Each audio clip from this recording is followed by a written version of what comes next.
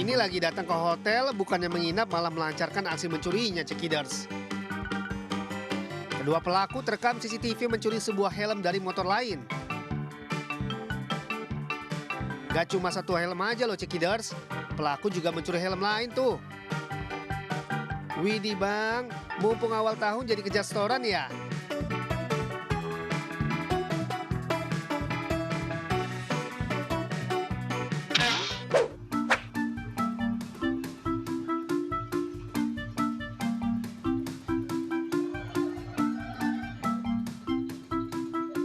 Hai, bang, lihat apa sih sampai niat berhenti gitu?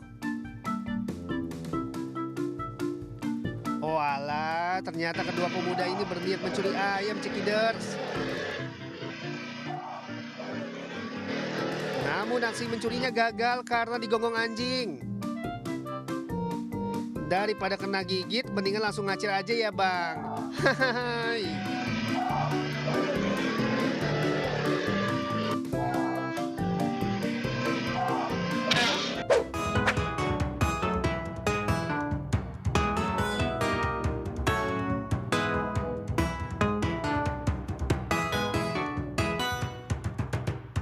Berhubung nggak mampu beli duren, makanya kedua pelaku ini nekat mencuri, cekiders.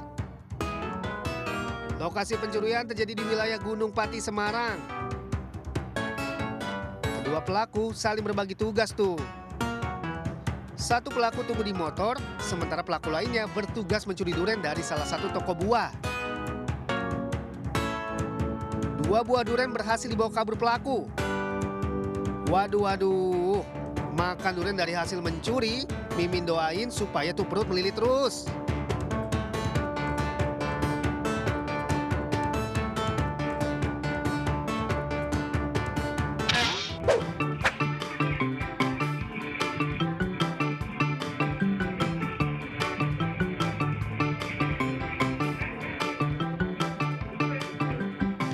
Waspada bagi pemilik usaha toko sembako ya, cekiders.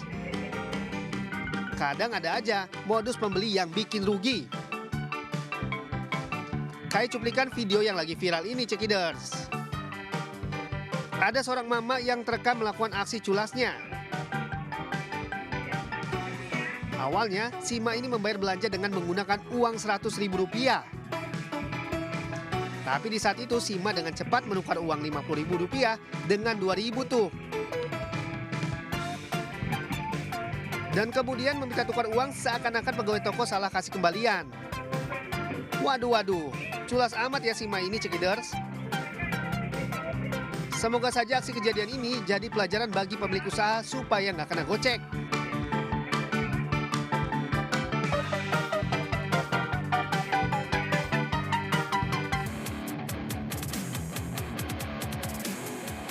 Tiba dengan berboncengan sepeda motor, dua pelaku curanmor langsung mendekati sepeda motor incaran mereka yang terparkir di bahu jalan.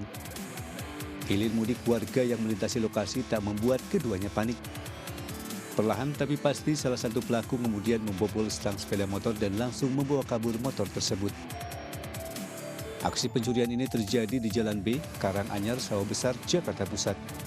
Kedua pelaku berhasil membawa kabur motor milik seorang anggota polisi yang biasa diparkir di lokasi tanpa dilengkapi kunci pengaman tambahan. Ini baru lagi kemarin, ini udah beberapa bulan yang lalu, sekitar 6 atau 7 bulan yang lalu lah. Ini baru kejadian lagi ini. Warga berharap aparat kepolisian dapat menangkap kedua pelaku agar aksi pencurian serupa tidak kembali terjadi. Terlebih, aksi pencurian sepeda motor pernah terjadi beberapa waktu lalu, di mana pelakunya nekat menodongkan senjata api. Dari Jakarta Pusat, Ranistun Sanjaya iNews melaporkan.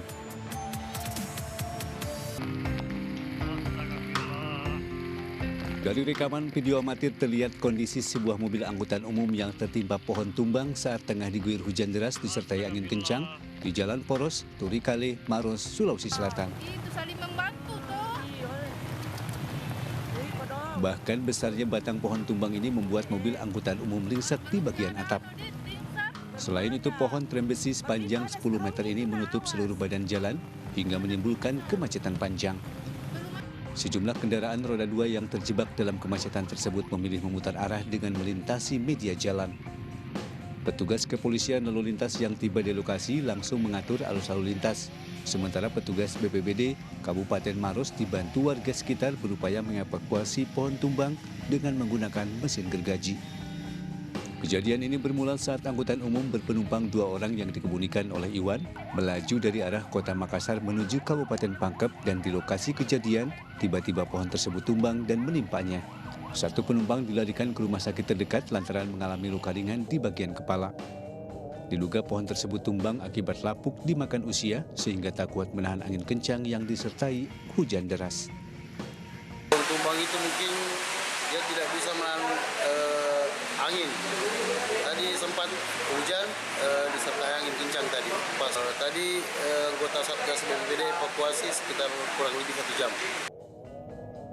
Proses evakuasi pohon tumbang berlangsung selama 1 jam hingga akhirnya angkutan umum berhasil dipindahkan. Dari Kabupaten Maros, Sulawesi Selatan, Wahyu Ruslan, iNews melaporkan. Pemirsa, ratusan massa Ormas Islam menggelar aksi bela Palestina di depan gedung Kedutaan Besar Amerika Serikat. Mereka menyuarakan kemerdekaan Palestina dari serangan genosida Israel. Tidak hanya di Jakarta, ribuan umat muslim di Yogyakarta juga menggelar aksi serupa di titik 0 km Yogyakarta. Dalam orasinya, pengunjuk rasa juga menyatakan selama 100 hari agresi militer Israel telah mengakibatkan puluhan ribu warga Palestina meninggal dunia, di mana 10 diantaranya adalah anak-anak. Aksi 100 hari genosida Israel terhadap Palestina juga digelar serentak dari berbagai agama di sejumlah negara di dunia. Para mujahid kita menjemput syahidnya, takbir. 70% diantaranya 10.000 anak-anak, 7.000 wanita, warga-warga sipil, mereka lah yang menjadi korban. Sering kita dengar bersama untuk peduli terhadap Palestina. Tidak perlu menjadi seorang muslim, tapi cukup menjadi manusia. Artinya yang tidak peduli, manusia bukan? Manusia bukan? Tidak hanya itu, dalam aksinya tersebut mereka juga menggelar teatrikal yang menggambarkan kekejaman tentara Israel. Pengunjuk rasa juga melakukan penggalangan dana untuk membantu warga Palestina yang menjadi korban kebiadaban tentara Israel. Tim Liputan iNews melaporkan. Pipa penjalur minyak mentah milik perusahaan Pertamina Adera meledak membuat warga di Kecamatan Talang Ubi, Kabupaten Pali, Sumatera Selatan ketakutan. Bau gas menyengat juga membuat warga mengungsi.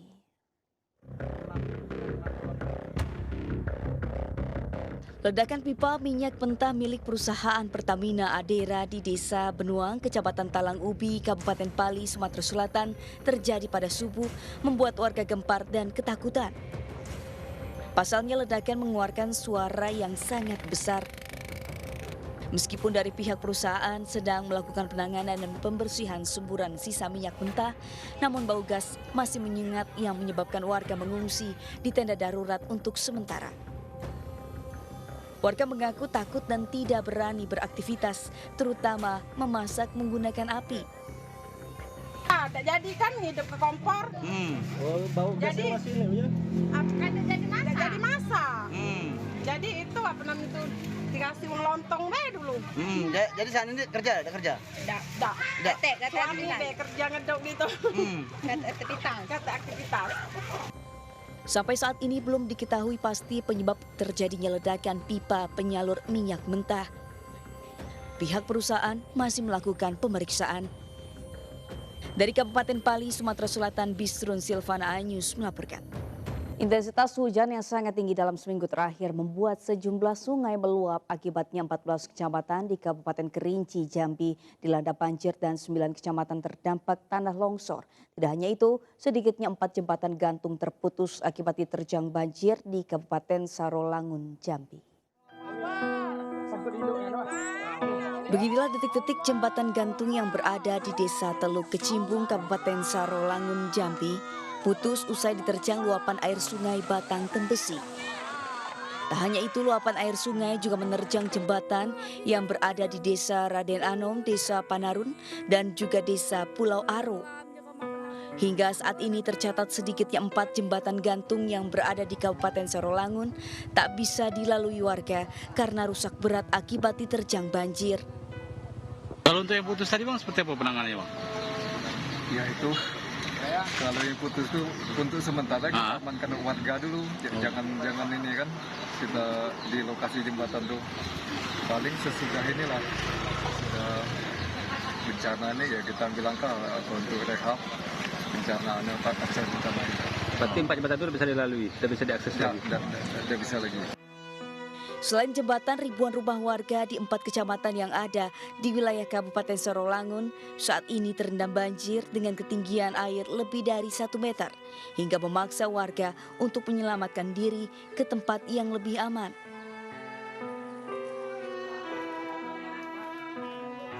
Sementara seorang kakek lansia korban banjir harus dievakuasi petugas damkar dan penyelamatan Kota Jambi. Kakek tersebut terserang penyakit stroke saat rumahnya sedang terendam banjir. Sebelum dievakuasi petugas damkar, kondisi kakek yang dalam kondisi lemah sempat mendapat pengecekan kesehatan. Dengan menggunakan tandu dan perahu karet, petugas langsung mengevakuasi kakek tersebut.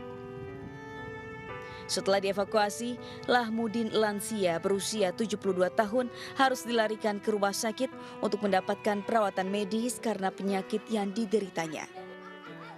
Bahwasanya ada satu warga yang harus dievakuasi karena terjebak dalam kondisi banjir dengan kondisi yang harus di kesehatan yang kurang memungkinkan. Sekarang sudah dibawa oleh 119 untuk dilakukan pengobatan. Dari Kota Jambi, Adrianus Susandra Anyus melaporkan. Banjir yang melanda Dayakolot berangsur surut, namun demikian aktivitas warga masih terganggu. Hingga kini warga masih banyak yang bertahan di lokasi pengungsian.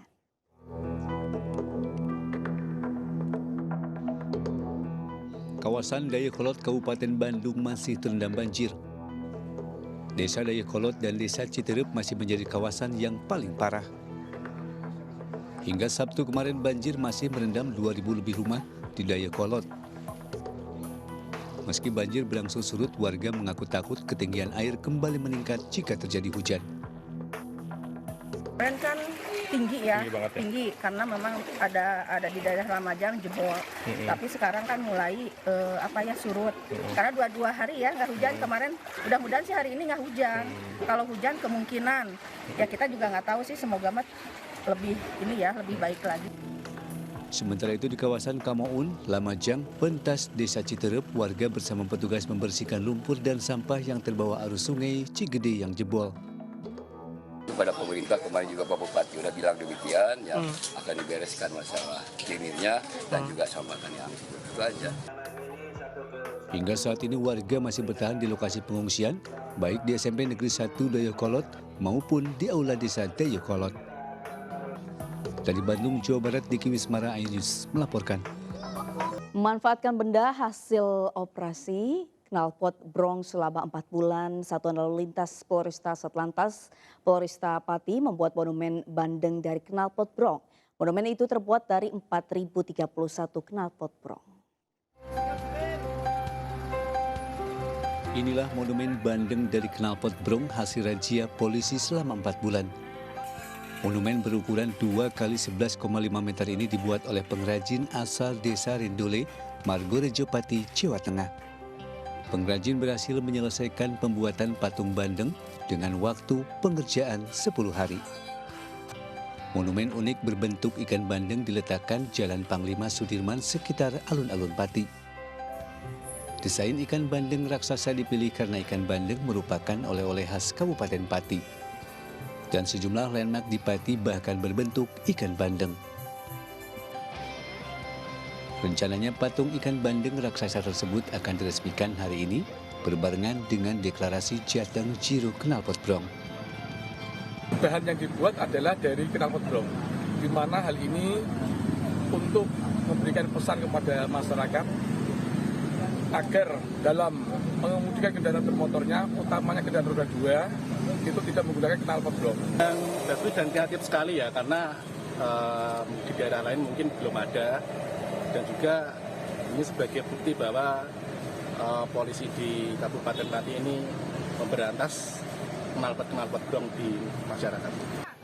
Jajaran Polresta Pati akan terus menggencarkan razia knalpot brong dengan mengedepankan preventif serta edukatif kepada pengendara, produsen, usaha penjual aksesoris, dan jasa pemasangan demi terciptanya ciro knalpot brong. Dari Pati, Jawa Tengah, Lancarus Sandi, iNews melaporkan. Direktorat Cyber Bareskrim Polri menangkap pelaku pengancaman penembakan terhadap calon presiden nomor urut 1 Anies Baswedan. Pelaku berinisial AWK ditangkap di Pasuruan, Jawa Timur. Direktorat Cyber Bareskrim Polri bersama Subdir Cyber Polda Jawa Timur menangkap pelaku pengancaman penembakan terhadap calon presiden Anies Baswedan. Pelaku berinisial AWK berusia 23 tahun. Ia ditangkap pada Sabtu pagi. Berdasarkan pemeriksaan awal, pelaku mengakui kepemilikan akun media sosial dengan nama akun @calonistri71600 yang diketahui menuliskan komentar pengancaman penembakan kepada Anies Baswedan. Kepolisian masih melakukan pendalaman kepada pelaku di Polda Jawa Timur untuk menggali motif pengancaman. Sementara Kadif Humas Polri Irjen Pol Sandi Nugroho menyatakan pelaku berpotensi dikenakan pasal Undang-Undang ITE pasal 29 tentang ancaman kekerasan melalui media elektronik. Pelaku yang telah mencuitkan di media sosial tentang pengancaman penembakan terhadap salah satu paslon ternyata sudah ditangkap tadi pagi berdasarkan informasi dari masyarakat dan kerjasama dari Direktorat Cyber Bareskrim Polri dan Subdit Cyber Polda Jawa Timur yang berkolaborasi dan alhamdulillah telah membuahkan hasil dan saat ini pelakunya sudah ditangkap. Namun demikian hal ini masih pendalaman. Dari Jakarta, Amrina Rida, Ahmad Putra, iNews melaporkan. Calon Presiden nomor urut 3 Ganjar Pranowo menemui relawan dan tim pemenangan daerah saat melawat ke Surabaya, Jawa Timur.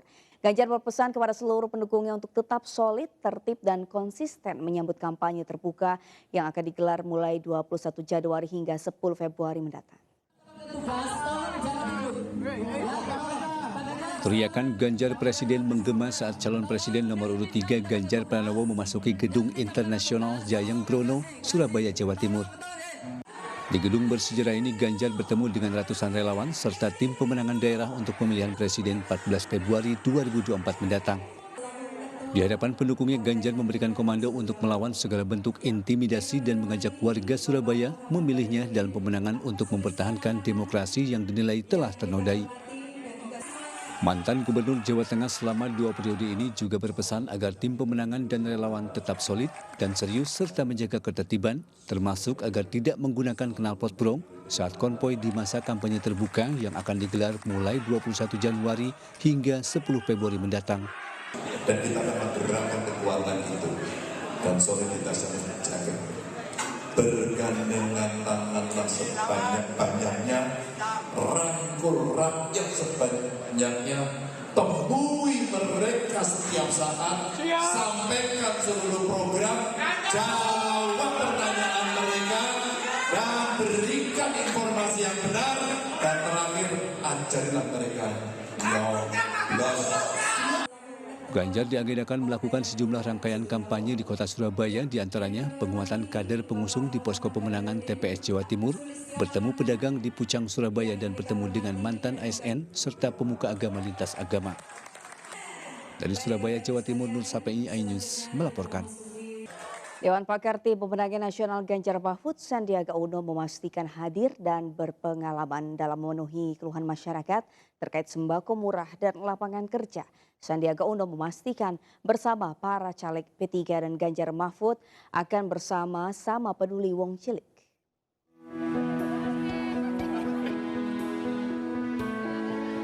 Dewan Pakar Tim Pemenangan Nasional Ganjar Mahfud dan Bidang Pemenangan Pemilu Partai Persatuan Pembangunan Sandiaga Uno menegaskan bahwa P3 siap memenangkan Ganjar dan Mahfud. Menjawab keluhan masyarakat yang hadir dan menyambutnya di Karangpeloso, Kabupaten Malang terkait mahalnya harga-harga bahan pokok dan sulitnya lapangan kerja, Sandiaga Uno memastikan bersama para caleg P3, Ganjar dan Mahfud akan bersama-sama peduli wong cilik. Memastikan harga murah dan ketersediaan lapangan kerja akan diperjuangkan sebagai prioritas.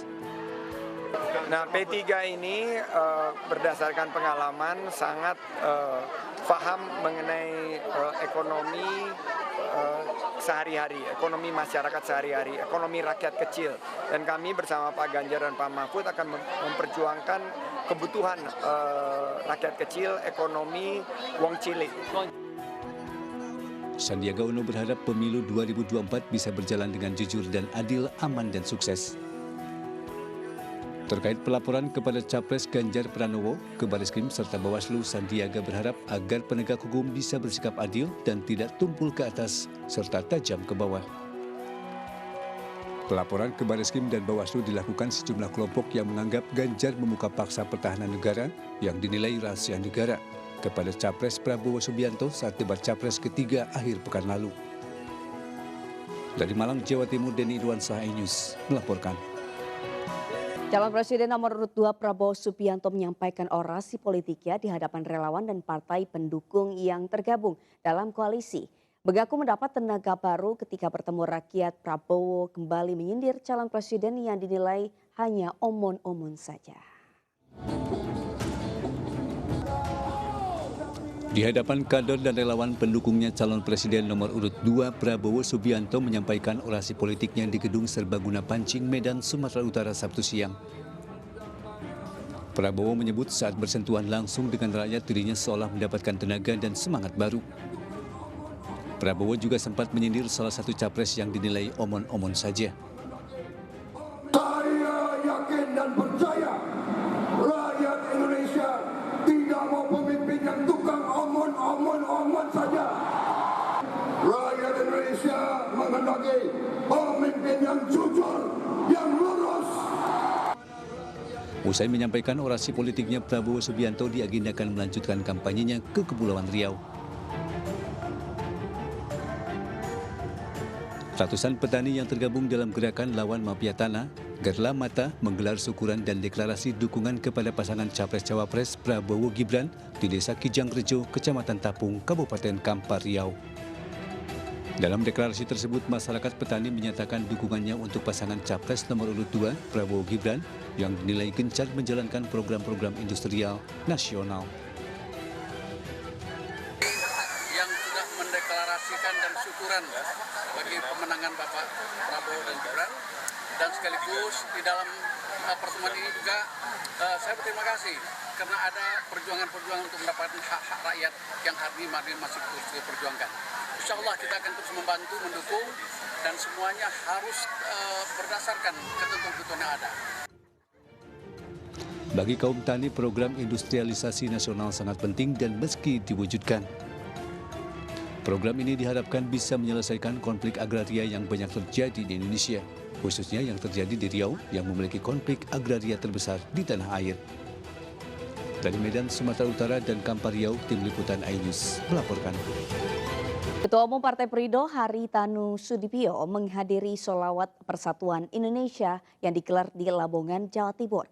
Dalam kesempatan tersebut, Haritanu Sudibyo menyebut calon wakil presiden Mahfud MD sebagai seorang pendekar hukum dan anti korupsi. Sholawat Persatuan Indonesia digelar di Lapangan Syekh Maulana Ishak, Kemantren, Paciran, Kabupaten Lamongan, Jawa Timur. Turut hadir dalam acara tersebut Ketua Umum Partai Perindo Haritanu Sudibyo, calon wakil presiden nomor urut 3 Mahfud MD, dan Wamen Parekraf sekaligus caleg Perindo DPR RI Angela Tanu Sudibyo.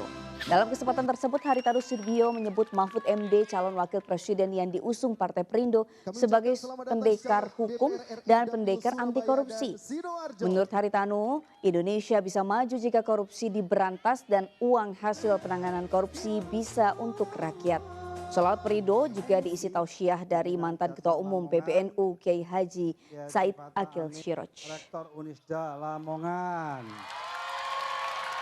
Oh, hebat juga rektornya ini. Yang apa? Bicara. Perindo.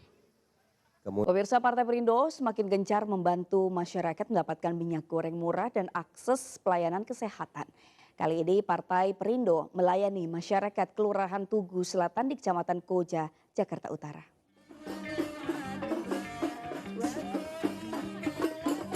Lantunan qosidah rebana dari ibu-ibu menyambut kedatangan Ketua Umum Partai Perindo Haritanu Sudibyo dan Ketua Umum Kartini Perindo Liliana Tanaja Tanu Sudibyo di Kelurahan Tugu Selatan, Kecamatan Koja, Jakarta Utara. Warga juga saling berebutan untuk bersalaman dan berfoto bersama dengan kedua tokoh ini. Kehadiran HT dan Liliana di Jalan Asmat Ali ini untuk memastikan Partai Perindo dapat melayani masyarakat mendapatkan minyak goreng murah dan pemeriksaan kesehatan gratis. Kami berjanji, saya sebagai Ketua Umum Partai Perindo berjanji, kalau kader-kader Partai Perindo duduk sebagai wakil rakyat, mereka akan konsisten memperjuangkan kesejahteraan rakyat. Terima kasih. Iya, kami berharap dari rakyat sendiri merasa bahwa Partai Perindo hadir untuk mereka, dan kami berharap mereka bersama-sama Partai Perindo untuk kita bekerja sama memajukan Indonesia. Dalam kesempatan ini, masyarakat juga disosialisasikan tentang tata cara pencoblosan surat suara pemilu 2024 di mana Partai Perindo dengan nomor urut 16. Tim Liputan iNews melaporkan. Tingkatkan keamanan dan ciptakan suasana kondusif jelang pemilu, aparat kepolisian gencarkan program Nusantara Cooling System. Dengan adanya program ini, petugas meminta agar masyarakat tetap waspada dan tidak percaya berita hoax jelang pelaksanaan pemilu. Kepolisian Sidoarjo terus berusaha mendekatkan diri kepada masyarakat melalui program Nusantara Cooling System.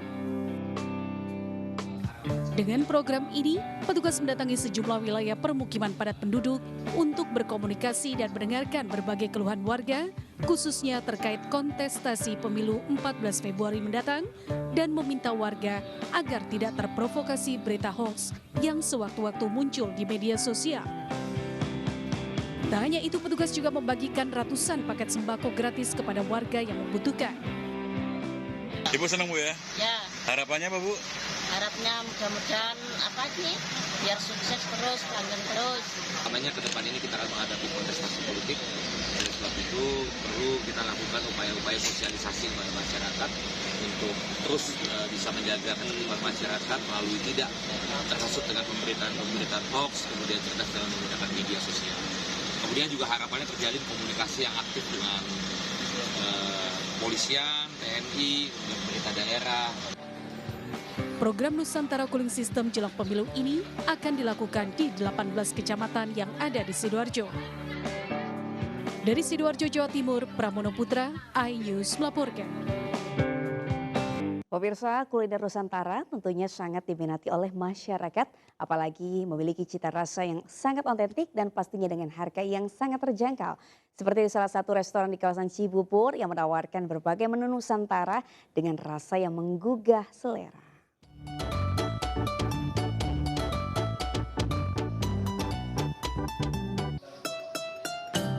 Pemirsa, menikmati kuliner Nusantara nggak harus kita pergi ke tempat asalnya. Tapi di Jakarta ada tempatnya yang menyajikan ragam kuliner dari Sabang sampai Merauke.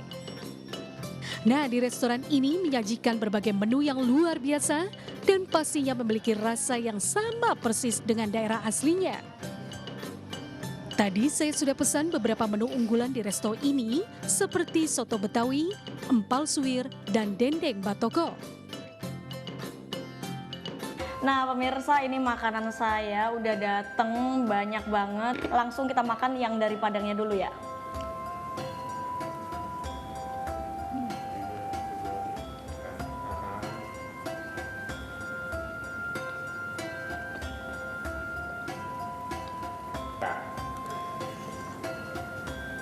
Nah nih pemirsa, kita lihat di sini ada dagingnya. Ini dagingnya gede ya. Coba kita makan.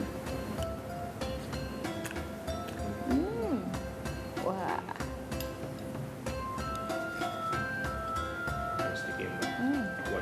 Nah, yang paling utama di sini juga ada empal suwir. Lihat nih, lembut banget.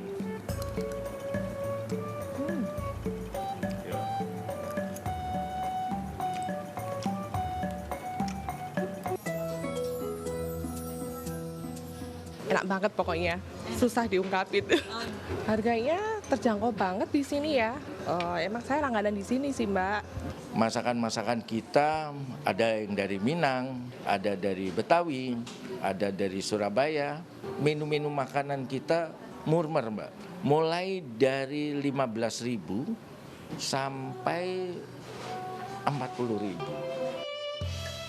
Selain menyediakan kuliner Nusantara, di sini juga menyajikan beragam camilan sehat dan berbagai minuman yang sangat menyegarkan. Pemirsa, ternyata kuliner khas Nusantara di resto ini rasanya enak banget, gurih dan otentik banget. Dari Bekasi, Giselian Rahma bersama juru kamera Irian Syah, iNews melaporkan.